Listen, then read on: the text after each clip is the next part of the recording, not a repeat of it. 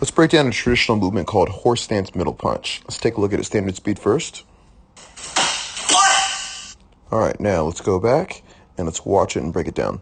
So step one, you're going to start in a ready position, and then there's going to be a transitional state going from the ready position to the horse stance where you're going to contact your left leg. So let's take a look at that slow. So his right leg comes all the way up towards his left leg, contacts the knee with the snapping motion. Then from there, he's going to step out with his right leg towards the target area on the same plane, on the same line as his left, and then his hands are going to chamber backwards into a double chamber with his forearms parallel to the ground. So let's take a look at that. He steps out with that right leg. He pulls his hands back. Now, both of his fists should be exactly parallel to the ground. Ideally, you want your shins straight up and down. You want your feet pointing straight forward. And your eyes are focused forward, and you want your back totally straight. Now, from this position, he's going to execute his punches. So from here, let's take a look at the punch standard speed. 1, 2, All right, now let's go back and let's break it down one step at a time. So again, his right hand in this particular traditional series always punches first. All right, right hand always goes first, and then he's going to extend that right hand towards the target.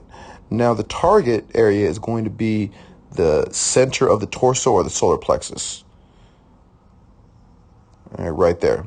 Now, it's not going to be on the same plane as the shoulder, right, which a lot of, creative or CMX-related movements, the target's at the shoulder just to make it more linear. But in traditional punches, those punches always go toward the solar plexus in the center of the torso.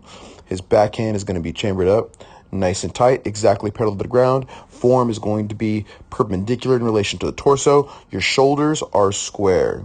Now, when I say shoulder square, that means there's no twisting of the torso at any point as it relates to these punches. Your shoulders stay square. You don't have your left in front of the right or the right in front of the left. They're on the same plane, on the same line.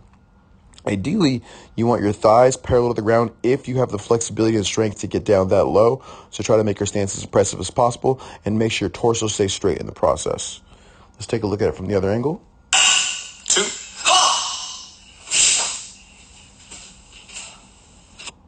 Let's take a look at standard speed first.